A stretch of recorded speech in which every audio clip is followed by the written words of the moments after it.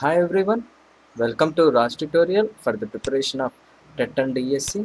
ఈరోజు మనం డిస్కస్ చేయబోయే టాపిక్ వచ్చేసి విద్యా దృక్పథాలండి. పార్ట్ 14లో ఉన్నాము. క్లాస్ 14లో ఆచార్య రామ్మూర్తి కమిటీని, అదేవిధంగా జనార్దన్ రెడ్డి కమిటీ, అదేవిధంగా ఎస్పాల్ కమిటీ, ఈ 3 కమిషన్ల గురించి మనం తెలుసుకుందామండి. దీంతో కమిషన్ల వరకు పూర్తయిపోతుంది. అంటే ఏంటి, స్వాతంత్రం ముందు ఉన్న కమిషన్లు అంటే చట్టాలు, స్వాతంత్రం తర్వాత మన విద్య కొరకు వచ్చిన కమిషన్లు, ఈ టాపిక్ మొత్తం క్లోజ్ అవుతుంది. నెక్స్ట్ వచ్చేసి ఇంకా ఎన్సిఎఫ్, ఆర్టీఈ ఇలా ఉంటాయి. అంటే మీకు టోటల్గా పర్స్పెక్టివ్స్లో మెయిన్ భాగం మాత్రం అయిపోతుంది ఈ రోజుతో. అంటే తర్వాత వచ్చేవన్నీ కూడా కొంచెం జనరల్ కాన్సెప్ట్ తోటి ఉంటాయి. అవి ఎలా అయినా చేయగలము. ఈ కమిషన్లు ఏంటి అంటే మెయిన్ టాపిక్స్, డెఫినెట్గా బిట్స్ అడిగే ఛాన్స్ ఉన్నవి. కాబట్టి అందుకే మనం ముందు ఈ యొక్క స్వాతంత్రం ముందు విద్య గురించి, తర్వాత విద్యను గురించి తోటే మనం మొదలు పెట్టాము. ఈ రోజుతో ఏమవుతుందంటే కమిషన్లు అన్నీ కూడా పూర్తిగా క్లోజ్ అయిపోతుంది. తర్వాత ఇంకా ఎన్సిఎఫ్ 2005, అదేవిధంగా ఆర్టీఈ, ఉపాధ్యాయ సాధికారత, నెక్స్ట్ ఉండే టాపిక్స్, జనరల్ కాన్సెప్ట్స్ ఉండే టాపిక్స్ గురించి మనం డిస్కస్ చేద్దాము. యాక్చువల్గా ఈ క్లాస్కి ఒక 3-4 డేస్ డిలే అయింది. నేను ముందే గ్రూప్లో కూడా పోస్ట్ చేశాను. నెక్స్ట్ క్లాస్ వచ్చేసి మండేలో మీట్ అవుదామని. కొంచెం పర్సనల్గా వర్క్ ఉండటం మూలాన కొంచెం ఆగిపోవాల్సి వచ్చింది. దాన్ని మీరు గమనించాలి. మీరు మన ఛానల్ని ఫస్ట్ టైం విజిట్ చేస్తున్న వారైతే గిన మీరు సబ్స్క్రైబ్ చేసుకుని పక్కనే ఉన్న బెల్ ఐకాన్ యాక్టివేషన్ చేయండి. అప్పుడు మీకు మా వీడియోస్ అన్నీ కూడా నోటిఫికేషన్ రూపంలో రావటం జరుగుతుంది. క్లాస్లోకి వెళ్ళే ముందు ఎప్పుడు చెప్పే చిన్న మాట, మీరు ప్రతి వీడియోను లైక్ చేసి షేర్ చేయండి అమ్మా. అప్పుడే మన ఛానల్కి రీచ్ అనేది పెరుగుతుంది. మీరు చూస్తున్న ఈ పీడిఎఫ్ని, అదేవిధంగా ప్రీవియస్ క్లాసెస్ లింక్స్ని, వాట్సాప్, టెలిగ్రామ్ గ్రూప్స్ లింక్స్ని నేను డిస్క్రిప్షన్లో ప్రొవైడ్ చేస్తాను. మీరు అక్కడికి వెళ్ళి చెక్అవుట్ చేయొచ్చు. ఇక ఆలస్యం చేయకుండా టాపిక్లోకి వెళ్దాము. ఆచార్య రామ్మూర్తి కమిటీ ఏ సంవత్సరంలో ఈ కమిటీని నియమించారంటే 1990 అమ్మ. ఎందుకొరకు అనేది నేను మీకు ప్రీవియస్ క్లాస్లోనే చెప్పాను. జాతీయ విద్యా విధానం 1986లో భాగంగా దాన్ని ఆచరణాత్మక, అదే ప్రోగ్రామ్ ఆఫ్ యాక్షన్, ఆచరణాత్మక క్రమాన్ని తీసుకురావటానికి ఆచార్య రామ్మూర్తి కమిటీని నియమించడం జరిగింది అని మనం ప్రీవియస్ క్లాస్లో తెలుసుకున్నాము. చూడండి, దేని కొరకు నియమించారు అంటే జాతీయ విద్యా విధానం 1986ని సమీక్షించి దాన్ని కార్యాచరణ రూపంలోకి తీసుకురావటానికి, అంటే ఇంప్లిమెంటేషన్ చేయటానికి.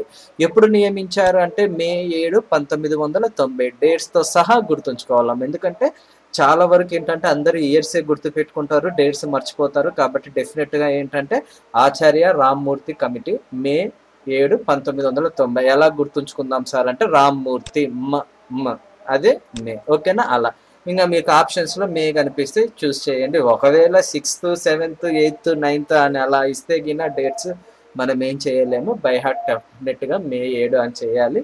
అది గుర్తుంచుకోవాలి. ఈ యొక్క ఆచార్య రామ్మూర్తి కమిటీ వారు సమర్పించిన నివేదిక ఏంటి అంటే టువర్డ్స్ ఎన్లైటెండ్ హ్యూమన్ సొసైటీ అనే పేరుతో వీరు నివేదికను సమర్పించడం అనేది జరిగిందమ్మా. మరి ఈ యొక్క ఆచార్య రామ్మూర్తి కమిటీ చేసిన సిఫార్సులు ఏంటి అంటే ఇక్కడ మీరు సపరేట్గా సిఫార్సుల గురించి చదవాల్సిన అవసరం లేదు. కానీ ఇక్కడ మనం గమనించినట్లయితే జాతీయ విద్యా విధానం 1986 మీరు ప్రీవియస్ క్లాసు విన్నారు కాబట్టి మీకు సిఫార్సులు అంత అవసరం లేదు. అంటే ఈజీగా గుర్తుంచుకోవచ్చు అని. అంటే ఇప్పుడు ఆచార్య రామ్మూర్తి కమిటీ చేసిన సిఫార్సులు ఏంటి? జాతీయ విద్యా విధానాన్ని 1986ని కార్యాచరణ రూపంలోకి తీసుకురావటానికి. కాబట్టి మీరు జాతీయ విద్యా విధానం ఏంటి, ప్రోగ్రామ్ ఆఫ్ యాక్షన్ ఏంటి అనేది మీరు ప్రీవియస్ క్లాస్లోనే తెలుసుకున్నారు. కాబట్టి రామ్మూర్తి కమిటీ యొక్క సిఫార్సులు మీరు నేర్చుకోవడానికి సులభంగానే ఉంటాయి. ఇక్కడ మనం గమనించినట్లయితే పూర్వ ప్రాథమిక విద్యను బలోపేతం చేయటము, అదేవిధంగా అంగన్వాడీ పాఠశాలలను కొనసాగించడము. ఇంకా అంటే మీరు గమనించినట్లయితే అసలు జాతీయ విద్యా విధానం 1986 యొక్క మెయిన్ కాన్సెప్ట్ ఏంటి? భవిష్యత్తు దృక్పథాల్లో వచ్చే సవాళ్లను ఎదుర్కోవటానికి. ఎవరు? విద్యార్థులు, పిల్లలు, బాలికలు. కాబట్టి ఏంటి అంటే విజన్ 21 అనమాట. అక్కడ వారు ఏం చెప్పారంటే భవిష్యత్తులో వచ్చే సవాళ్లను అధిగమించడానికి తగిన సూచనలు ఇవ్వటానికి జాతీయ విద్యా విధానం అనేది రావటం అనేది జరిగింది. ఎవరు? అప్పుడున్న రాజకీయ నాయకులు కాదమ్మా, విద్యార్థులు. అంటే వీరు భవిష్యత్తులోకి అడుగు పెట్టినప్పుడు వారు ఆ యొక్క భవిష్యత్తులో ఎదుర్కొనే సవాళ్లను అధిగమించే శక్తి విద్య ఇవ్వాలి కదా. ఇప్పుడు మీకు అవుతుంది. పూర్వ ప్రాథమిక విద్యను ఎందుకు బలోపేతం చేయాలని ఈ యొక్క ఆచార్య రామ్మూర్తి కమిటీ చెప్పింది అంటే ఈ యొక్క జాతీయ విద్యా విధానం వచ్చేసి విద్యార్థులను భవిష్యత్తు సవాళ్లను ఎదుర్కొనే విధంగా తీర్చిదిద్దడానికి. ఓకేనా? కాబట్టి ఏంటంటే ఎల్కేజీ యూకేజీ కన్నా ముందు ఉండే విద్య ఏంటి, పూర్వ ప్రాథమిక విద్య అంటే బేస్ అనేది వాళ్ళకు స్ట్రాంగ్గా ఉండాలి. కాబట్టి ఏంటి అంటే పూర్వ ప్రాథమిక విద్యను బలోపేతం చేయాలి. అదేవిధంగా అందుకోసం ఏంటంటే అంగన్వాడీ పాఠశాలను కొనసాగించాలి. నెక్స్ట్ బాలికల విద్యలో ఉన్న అసమానతలను దూరం చేయాలి. మరి విద్యా ప్రణాళికల్లో ఏంటి అంటే స్త్రీలను కించపరిచే పాఠ్యాంశాలు లేకుండా స్త్రీల ఔన్నత్యాన్ని తెలిపే పాఠ్యాంశాలను విద్యా ప్రణాళికలో చేర్చాలి. అదేవిధంగా రాజ్యాంగం ప్రసాదించిన హక్కులను, బాధ్యతలను, విద్యా ప్రణాళికలను పిల్లలకు పరిచయం చేయాలి. వ్యాయామం, క్రీడల్లో వారికి భాగస్వామ్యాన్ని నెలకొల్పాలి. ఆర్టికల్ 45 అమలు చేయాలి. ఆర్టికల్ 45 మీకు తెలుసు, ఉచిత నిర్బంధ ప్రాథమిక విద్య. 14 సంవత్సరాల లోపు ఉన్న బాలికలందరికీ ఉచిత నిర్బంధ ప్రాథమిక విద్య. ఏంటి ఆర్టికల్ 45? ఓకేనా? సార్వత్రిక ప్రాథమిక విద్యా సాధనకు వ్యూహాలు అనుసరించి అందుకోసం వయోజన విద్యను, పారా పాఠశాలలను చేర్చడం అనేది జరగాలి. మహిళా ఉపాధ్యాయులను తగిన సంఖ్యలో నియమించాలి. నవోదయ విద్యాలయాలను అభివృద్ధి పరిచి వాటిని రాష్ట్ర యాజమాన్యాలకు బదిలీ చేయాలి. నెక్స్ట్ మోస్ట్ ఇంపార్టెంట్ అమ్మ, విద్యా సహాయకులు ఎవరు అంటే శిక్షాకర్మి. అంటే శిక్షాకర్మి అనగా ఏమి అని అడగొచ్చు. నెక్స్ట్ విద్యా సహాయకులను గురించి సిఫార్సు చేసిన కమిటీ ఏది అని అడగొచ్చమ్మా. ఆచార్య రామ్మూర్తి కమిటీ. అంటే ఈ యొక్క విద్యా సహాయకులు అంటే ఏంటి అంటే ఆయా సంబంధిత పాఠశాలలో ఉన్న శిక్షాకర్మి పేరుతో ఉన్న ఆ యొక్క విద్యా సహాయకులు ఆ యొక్క ప్రాంతంలో ఉన్న బాలికలను వెతికి వారిని విద్యకు సహకరించే విధంగా వారిని పాఠశాలల్లో చేర్పించడానికి ఉపయోగపడేవారు అన్నమాట. నెక్స్ట్ శిశు కేంద్రిత బోధన విద్యా విధానం అనేది అమలు కావాలి అని ఈ యొక్క ఆచార్య రామ్మూర్తి కమిటీ సిఫార్సు చేయడం అనేది జరిగింది. ఇందులో మీరు గమనించినట్లయితే మెయిన్ గుర్తుంచుకోవాల్సింది ఏంటంటే శిక్షాకర్మి, విద్యా సహాయకులు, అదేవిధంగా ఆర్టికల్ 45. నెక్స్ట్ ఇంకా మనం గమనించినట్లయితే స్త్రీల ఔన్నత్యాన్ని తెలిపే అంశాలతో పాటు స్త్రీలను కించపరిచే అంశాలు విద్యా ప్రణాళికలో ఉండకూడదు. స్త్రీల ఔన్నత్యాన్ని తెలిపే అంశాలు మాత్రమే ఉండాలి. ఇవి కొంచెం మెయిన్ పాయింట్స్ అమ్మ, గుర్తుంచుకోవాలి. ఓకేనా? Next Janardhan Reddy committee. ఈ యొక్క కమిటీని ఎప్పుడు నియమించారు అంటే జూలై 31, 1991. జనార్దన జూలై అనే జూను జూలై అలా అమ్మ. ఇప్పుడు జనార్దన్లో జూన్ ఉంది కదా, జూన్ తర్వాత వచ్చే మాసం ఏంటి జూలై. జూలై 31, 1991 జనార్దన్ రెడ్డి కమిటీని నియమించారు. ఎందుకు నియమించారంటే పైన మనం తెలుసుకున్నాం కదా ఆచార్య రామ్మూర్తి కమిటీని ఎందుకు నియమించారో, ఆ యొక్క కమిటీ చేసిన సిఫార్సులను పరిశీలించటానికి. ఓకేనా? చూడండి, ఆచార్య రామ్మూర్తి కమిటీ చేసిన సిఫార్సులను పరిశీలించి ఆచరణ వ్యూహాలను సిఫార్సు చేయటానికి ఈ యొక్క జనార్దన్ రెడ్డి కమిటీని నియమించడం అనేది జరిగింది. ఆచార్య రామ్మూర్తి కమిటీ చేసిన సిఫార్సులను ఎప్పుడు పార్లమెంట్లో ప్రవేశపెట్టారు అంటే జనవరి 9, 1991. ఓకేనా? ఏ సమావేశంలో ఈ యొక్క సిఫార్సులను పరిశీలించమని తెలిపారు అంటే మార్చి 8, 9 తేదీల్లో 1991. మార్చి 8కి ఒక ప్రత్యేకత ఉందమ్మా, మీకు అందరికీ తెలిసిన విషయమే. కాబట్టి ఆ మార్చి 8 యొక్క ప్రత్యేకత ఏంటి అన్నది మీరు కామెంట్ రూపంలో తెలియచేయండి. ఓకేనా? నెక్స్ట్ ఇంకా మనం గమనించినట్లయితే ఈ యొక్క జనార్దన్ రెడ్డి కమిటీ చేసిన సిఫార్సులు ఏంటి అంటే ICDS కార్యక్రమాలకు నిధులను సమకూర్చాలి. ఎవరు? కేంద్ర ప్రభుత్వం. ICDS అంటే ఏంటి అంటే ఇంటిగ్రేటెడ్ చైల్డ్ డెవలప్మెంట్ సర్వీసెస్. ఓకేనా? అప్పుడు ఉన్న పంచవర్ష ప్రణాళిక ఏంటి అంటే 8వ పంచవర్ష ప్రణాళిక అమ్మ. అందులో ఏంటి అంటే పూర్వ ప్రాథమిక విద్యను, అదే విధంగా శిశు సంరక్షణను పటిష్టం చేయాలి. అంటే ఇక్కడ మీరు గమనించినట్లయితే ఆచార్య రామ్మూర్తి కమిటీ చేసిన సిఫార్సులనే వీరు పరిశీలించారమ్మా. అంటే వీరు చేసిన సిఫార్సులలో సగం ఏముంటాయి అంటే ఆచార్య రామ్మూర్తి కమిటీ చేసిన సిఫార్సులు ఉంటాయి. ఓకేనా? మరి ఆచార్య రామ్మూర్తి కమిటీ చేసిన సిఫార్సులు ఏంటి అంటే జాతీయ విద్యా విధానాన్ని సమీక్షించడానికి. అంటే జాతీయ విద్యా విధానం 1986 మీరు నేర్చుకున్నారు కాబట్టి ఆ పాయింట్సే ఆచార్య రామ్మూర్తి కమిటీలో కూడా ఉంటాయి. దాన్ని మీరు గమనించాలి. ఓకేనా? నెక్స్ట్ చూడండి, ఆచార్య రామ్మూర్తి కమిటీ ఏం చెప్పింది? అంగన్వాడీలో నెలకొల్పాలి. ఓకేనా? ఇక్కడ ఏం జరిగింది? జనార్దన్ రెడ్డి కమిటీ వారు ఏం తెలిపారంటే ఆ యొక్క అంగన్వాడీ కేంద్రాలలో పనిచేసేవారైతే ఎవరైతే ఉన్నారో వారిలో ఉన్ముఖీకరణ నైపుణ్యాలను పెంపొందించాలి. ఉన్ముఖీకరణ అంటే ఏంటంటే సెల్ఫ్ ఇంట్రొడక్షన్, తనను తాను పరిచయం చేసుకోవటం. ఓకేనా? నెక్స్ట్ ఆ యొక్క అంగన్వాడీ వర్కర్లకు తగిన శిక్షణ ఇవ్వాలి. నెక్స్ట్ అనియత విద్య, వయోజన అక్షరాస్యత వ్యాప్తి చెందే విధంగా చర్యలు తీసుకోవాలి. అదేవిధంగా విద్యా ప్రణాళికలో సమాజాన్ని భాగస్వామ్యం చేయాలి, స్కూల్ మ్యాపింగ్ చేయాలి, సూక్ష్మ ప్రణాళిక రచనలను చేయాలి. అదేవిధంగా అప్పటికి ఉన్న ఓబీబీ పథకం, ఆపరేషన్ బ్లాక్ బోర్డ్, నల్లబల్ల పథకాన్ని 8వ పంచవర్ష ప్రణాళికలో కూడా కొనసాగించాలి. మరి మీరు ఈ నల్లబల్ల పథకం గురించి ఎక్కడ నేర్చుకున్నారంటే జాతీయ విద్యా విధానంలో నేర్చుకున్నారు. అది heavy class, 30 half an hour పైన వచ్చింది అది.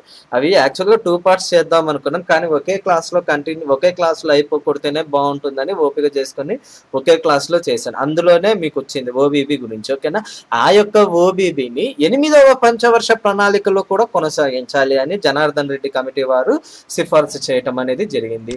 స్కూల్ కాంప్లెక్స్లను ఏర్పాటు చేయాలి. నెక్స్ట్ 1 కిలోమీటర్ లోపు ప్రాథమిక పాఠశాలను నెలకొల్పాలి. డ్రాప్ అవుట్స్ ఉన్న వారి కోసం మాత్రము అనియత విద్యా కేంద్రాన్ని ఏర్పాటు చేయాలి. నెక్స్ట్ 2 ప్రాథమిక పాఠశాలలకు 1 ఉన్నత ప్రాథమిక పాఠశాలను ఏర్పాటు చేయాలి. ఇది ఇంతవరకు మనకు ఏ కమిటీ కూడా సిఫార్సు చేయలేదు. ఓకేనా, మరి ఇక్కడ మనం గమనించినట్లయితే ప్రతి 2 ప్రాథమిక పాఠశాలలకు 1 ఉన్నత ప్రాథమిక పాఠశాలను ఏర్పాటు చేయాలని సిఫార్సు చేసిన కమిటీ ఏది అని అడిగే ఆస్కారం ఉంటుంది. ఎందుకంటే మిగిలిన కమిషన్లలో ఏది కూడా ఈ యొక్క సిఫార్సుని చేయలేదన్నమాట. అప్పుడు ఏంటి అంటే జనార్దన్ రెడ్డి కమిటీ. ఓకేనా, నెక్స్ట్ మనం గమనించినట్లయితే 1 నుంచి 5 తరగతులలో ఉన్న డ్రాప్ అవుట్స్ ని 20%, అదేవిధంగా మొత్తం ఎలిమెంటరీ తరగతుల్లో ఉన్న డ్రాప్ అవుట్స్ ని 40% తగ్గించాలని సిఫార్సు చేసిన కమిటీ ఏది అంటే జనార్దన్ రెడ్డి కమిటీ. ఓకేనా, పాఠశాలల అభివృద్ధికి స్థానిక కమిటీలను ఏర్పాటు చేయాలని ఈ యొక్క కమిషన్ సూచించడం అనేది జరిగిందమ్మా. జనార్దన్ రెడ్డి కమిటీని ఎప్పుడు నియమించారు అంటే జూలై 31, 1991. ఓకేనా, నెక్స్ట్ ఇంకా మనం గమనించినట్లయితే ఆచార్య రామ్మూర్తి కమిటీ సిఫార్సులను ఎప్పుడు పార్లమెంట్లో ప్రవేశపెట్టారు అంటే జనవరి 9, 1991. ఓకేనా, నెక్స్ట్ కేబు సమావేశంలో ఆచార్య రామ్మూర్తి కమిటీలను సిఫార్సులను పరిశీలించి ఆచరణ వ్యూహాలను రూపొందించాల్సిందిగా జనార్దన్ రెడ్డి కమిటీని కోరటం జరిగింది. ఓకేనా, నెక్స్ట్ మనం గమనించినట్లయితే ఎస్పాల్ కమిటీ అమ్మ 1993. ఈ కమిటీ సమర్పించిన నివేదిక ఏంటి అంటే భారరహిత అభ్యసనం అంటే లెర్నింగ్ వితౌట్ బర్డెన్. అంటే ఈ కమిటీ ఏం పేర్కొనింది అంటే నేర్చుకున్నది ఎక్కువ అయినప్పటికీ నేర్చుకుంటుంది ఎక్కువ, బోధన అనేది ఎక్కువ జరుగుతున్నా నేర్చుకుంటుంది మాత్రం చాలా తక్కువ, అవగాహన మాత్రం చాలా తక్కువ అని ఈ యొక్క కమిటీ అభిప్రాయపడటం అనేది జరిగింది. చూడండి, a lot is taught but little is learned or understand. అంటే ఏంటంటే అధికంగా బోధన జరుగుతున్నా కూడా, విద్యార్థులకు అధికంగా బోధన చేస్తున్నా కూడా వారు నేర్చుకుంటున్నది లేదా అవగాహన చేసుకుంటున్నది చాలా తక్కువ అని ఈ యొక్క కమిటీ సిఫార్సు చేయటం అనేది జరిగింది. ఈ యొక్క కమిటీ సమర్పించిన నివేదిక ఏంటి అంటే భారరహిత అభ్యసనం అంటే లెర్నింగ్ వితౌట్ బర్డెన్. ఓకేనా, అంటే ఇక్కడ మనం గమనించినట్లయితే ఈ యొక్క కమిటీ చేసిన సిఫార్సులలో అత్యధికంగా పిల్లల కోసమే ఉంటుంది, అంటే ప్రాథమిక విద్యను అభ్యసించే వారికి ఉంటుంది. ఎందుకంటే వారు ఎక్కువగా సంచిల్లో పుస్తకాలను మోసుకొని వెళ్తూ ఉంటారనమాట. మరి అంత కష్టపడుతున్నా వారికి దానికి అనుగుణంగా బోధన చేస్తున్నా కానీ అక్కడ విద్యార్థులు అవగాహన చేసుకునేది మాత్రం చాలా తక్కువ. కాబట్టి ఏంటంటే వారికి అంత భారం ఉండకూడదు అనే ఉద్దేశంతో ఈ యొక్క కమిటీ సిఫార్సులు చేయటం అనేది జరిగిందమ్మా. ఓకేనా, ఈ కమిటీ చేసిన సిఫార్సులు ఏంటని మనం గమనించినట్లయితే జాతీయ స్థాయి మౌలిక విద్యా ప్రణాళిక ఆవశ్యకతను దృష్టిలో పెట్టుకోవాలి.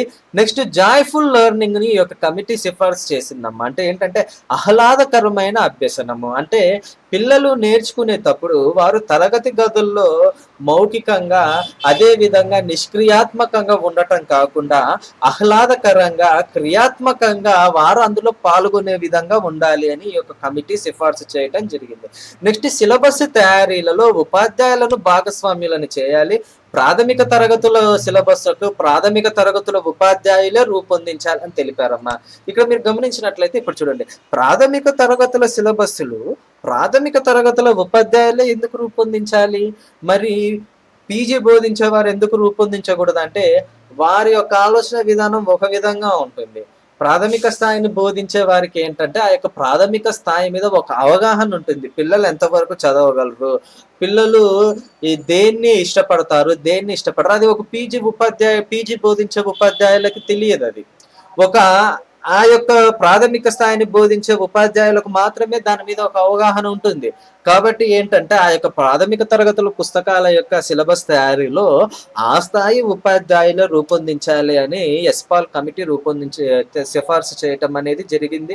నెక్స్ట్ విద్యాభివృద్ధికి స్వచ్ఛంద సంస్థలను ప్రోత్సహించాలని, విద్యా పాలన యాజమాన్యాలను గ్రామ పంచాయతీ స్థాయికి వికేంద్రీకరించాలని, పాఠశాల యాజమాన్యాలు తమకు నచ్చిన విద్యా బోర్డులతో స్వేచ్ఛగా అనుసంధానం అయిపోయే అవకాశాన్ని ఇవ్వాలని, అదేవిధంగా పూర్వ ప్రాథమిక విద్యకు ఒక ప్రత్యేక యంత్రాంగాన్ని ఏర్పాటు చేయాలి అని సిఫార్సు చేసిన కమిటీ ఏది అంటే ఎస్పాల్ కమిటీ. అదేవిధంగా ప్రాథమిక దశలో ఎటువంటి ఇంటి పని అనేది ఉండకూడదు. పాఠ్య పుస్తకాలు కూడా పాఠశాలల్లోనే భద్రపరచాలి. అంతే కదమ్మా, భారరహిత అభ్యసనం. మళ్ళీ పిల్లలు అయ్యే బ్యాగులు మోసుకొని ఇంటికి వెళ్ళాలంటే వారికి ఎంత భారంగా ఉంటుంది. కాబట్టి ఏంటి అంటే వారిలో ఉన్న కండరాలు కావచ్చు, అవన్నీ అప్పుడప్పుడు అభివృద్ధి చెందే వయస్సు అనమాట వారిది. కాబట్టి వారి మీద అంత ఎక్కువ పనులు భారం అనేది మోపకూడదు. అందుకే ఏంటంటే ప్రాథమిక పనుల్లో ఇంటి పని, ప్రాథమిక దశలో ఇంటి పని ఇవ్వరాదు. అదేవిధంగా పాఠ్య పుస్తకాలను కూడా పాఠశాలల్లోనే భద్రపరచాలి అని ఎస్పాల్ కమిటీ సిఫార్సు చేయడం జరిగింది. ఉపాధ్యాయ విద్యార్థుల నిష్పత్తి ఎంత ఉండాలి అంటే 1:30గా పేర్కొనింది. నిరంతర సమగ్ర మూల్యాంకనాన్ని అమలు చేయాలని, అదేవిధంగా కనీస అభ్యసన స్థాయిలు అంటే మీన్ లెర్నింగ్ లెవెల్స్ ను అభివృద్ధి చేయాలి. దాన్ని సెకండరీ స్థాయికి, ప్రాథమిక స్థాయికి విస్తరించాలి అని సూచించడం అనేది జరిగిందమ్మా. నెక్స్ట్ గణితంలో విషయ ప్రణాళికల యొక్క బరువును తగ్గించాలి అని సూచించిన కమిటీ ఏది అంటే ఈ యొక్క ఎస్పాల్ కమిటీ అమ్మ. అంటే ఎందుకు గణితాన్ని ఇక్కడ స్పెషల్గా వేసా అంటే గణితం అంటే ఏంటి అంటే ప్రాక్టీస్ కదమ్మా. అక్కడ థియరీ పార్ట్ అనేది ఎక్కువ వచ్చినప్పుడు గణితం అనేది ప్రాక్టీస్ బేస్డ్ మీదకే వెళ్ళిపోవాలి. మళ్ళీ థియరీ పార్ట్ కోసం కొన్ని సపరేట్ పేజీలు, దానికి అంటూ కొంచెం వెయిట్, దాన్ని మళ్ళీ వీళ్ళు మోసుకొని పోవటము. అందుకని అలా ఉండకుండా గణితము మొదలైన అంశాల విషయంలో ఆ యొక్క విషయ ప్రణాళికల బరువును తగ్గించాలి అని ఈ యొక్క ఎస్పాల్ కమిటీ సూచించడం అనేది జరిగింది. పాఠశాల స్థాయిలో ప్రయోగ నైపుణ్యాలను పెంపొందించాలని, అదేవిధంగా ప్రాథమిక తరగతుల్లో ప్రవేశానికి అర్హత పరీక్ష ఓ సంవత్సరం పెంచాలి అని ఈ యొక్క కమిషన్ సూచించడం అనేది జరిగింది. పాఠశాలలు అనేవి కనీసము 210 రోజులు బోధన జరగాలి అని తెలపటం జరిగింది. మనం ప్రీవియస్ క్లాసెస్ లో ఉపాధ్యాయ శిక్షణనిచ్చే సంస్థలు అంటే డైట్స్ ఎన్ని రోజులు పనిచేయాలి సంవత్సరానికి అని నేను మీకు చెప్పానమ్మా. దాన్ని మీరు కామెంట్ రూపంలో తెలియచేయండి. పాఠశాలలు మాత్రము 210 రోజులు. ఎందుకు దాని గురించి అడుగుతున్నానంటే రెండు కన్ఫ్యూజ్ గురవుతారు. అందుకని పాఠశాలలు వచ్చేసి 210 రోజులు, మరి ఉపాధ్యాయ శిక్షణ సంస్థలు అంటే డైట్ కాలేజెస్ అవి వచ్చేసి ఎన్ని రోజులు పనిచేయాలి సంవత్సరంలో అనేది మీరు కామెంట్ రూపంలో తెలియచేయండి. ఓకేనా. నెక్స్ట్ ఎస్సీఆర్టీ అదేవిధంగా డైట్స్ ఈ యొక్క సంస్థలను బలోపేతం చేయాలి అని ఈ యొక్క ఎస్పాల్ కమిటీ 1993 సిఫార్సు చేయటం అనేది జరిగిందమ్మా. మరి న్యూ టెక్స్ట్ బుక్స్ లో ఇచ్చిన అదనపు ఇన్ఫర్మేషన్ ఏంటి అంటే ఈ యొక్క ఎస్పాల్ కమిటీకి ఉన్న మరొక పేరు ఏంటి అంటే స్కూల్ బ్యాగ్ కమిటీ. ఓకేనా. ఈ యొక్క ఎస్పాల్ కమిటీని ఎందుకు నియమించారు అంటే అధిక పాఠ్యాంశాల బరువు మరియు గుణాత్మకత లేని అభ్యసనం యొక్క సమస్యల పరిష్కారానికి, అంటే అధిక పాఠ్యాంశాల యొక్క బరువు, నెక్స్ట్ క్వాలిటీ లేని లెర్నింగ్ అనమాట, ఆ యొక్క సమస్యలను అధిగమించటానికి అంటే దానికి పరిష్కారాలను సూచించటానికి ఈ యొక్క కమిటీని సిఫార్సు చేయటం అనేది జరిగింది. ఓకేనా. ఎవరు నియమించారు అంటే కేంద్ర మానవ అభివృద్ధి శాఖ. ఓకేనా. ఈ యొక్క కమిటీ ఏమని తెలిపారు అంటే పూర్వ ప్రాథమిక అదేవిధంగా ప్రాథమిక పాఠశాలలో సంచీలను నిషేధించాలి. అంటే ఏంటి స్కూల్ బ్యాగ్స్ అనమాట. నెక్స్ట్ ప్రవేశానికి ప్రవేశ పరీక్షలు ఇంటర్వ్యూలను నిషేధించాలి శిశు విద్యాలయాలలో. ఓకేనా. నెక్స్ట్ పూర్వ ప్రాథమిక పాఠశాలలో వారు చదవటము రాయడం కంటే శారీరక మానసిక వికాసాలకు ప్రాధాన్యతనివ్వాలి అని ఈ యొక్క కమిటీ సూచించడం అనేది జరిగింది. మీరు ఈ వీడియోను లైక్ చేసి షేర్ చేయండి. I'm signing out. By by.